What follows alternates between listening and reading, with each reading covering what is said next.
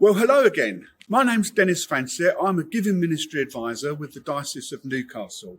Now, yesterday, you'll remember we looked at how giving to something you really believe in, like our local church, helps us to identify with the vision and to feel that we're part of what's going on. But today, in our second talk during Generosity Week, I want to look at what you might consider to be the polar opposite. That is, giving when there is really no chance whatsoever of getting anything back at all. Now, there's an old Yorkshire saying, you don't get out for Nowt.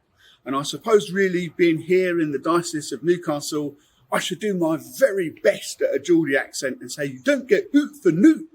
And obviously it means no one should ever expect to get anything for nothing. But actually, here in the Christian community, I don't think that's true. Surely our calling is in fact to give away without expecting anything back. Abraham was the father of the Jewish nation, and his place as a man of God is recognized by three of the world's major religions. And he was a man who was richly blessed by God. But Abraham was blessed so richly for a reason. It was never the intention that he should keep everything he owned, neither his material possessions nor everything he knew about God. It wasn't intended that he should keep that to himself. He was blessed in order to be a blessing to the other nations around him. In short, he was blessed to be a blessing to others. We see this briefly when God suggests to King Abimelech that he should go and see Abraham, who would pray for him, and Abimelech would be healed. I mean, God could have just touched Abraham himself and healed him. But no, it seems God prefers to work through his people, Abraham and his descendants. And we too, if you like, the spiritual descendants of Abraham, we've been greatly blessed.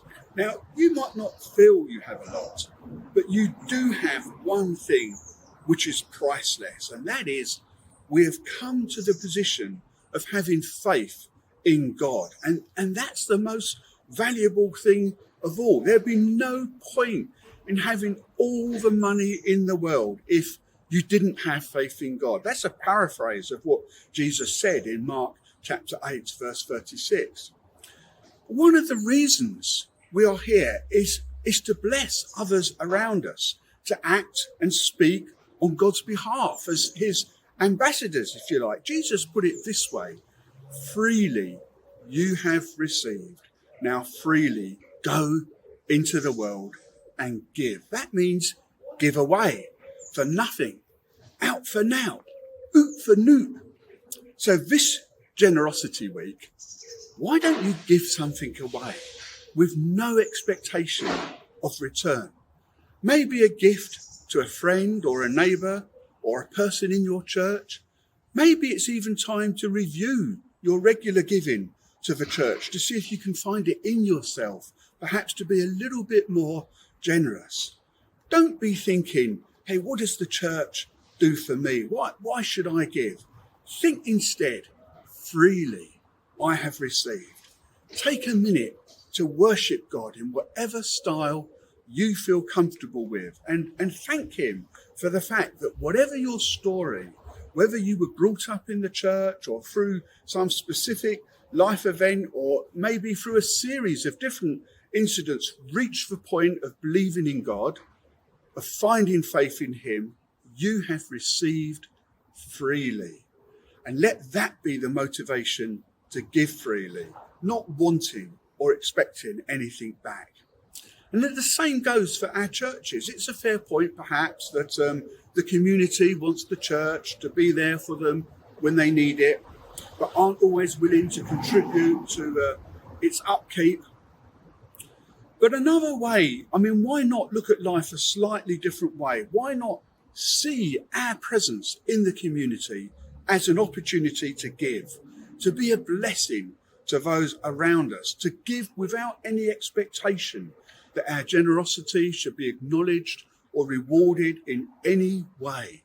Let's not resent the fact that people who have not yet reached a position of faith may not be willing to contribute to our presence in the community, but rather let's embrace this as an opportunity to be a blessing to those around us, remembering God has given so freely and extravagantly to us. Well, thank you once again for listening. And tomorrow we'll be looking at what it means to be created in the image of a generous God. See you then. Thank you.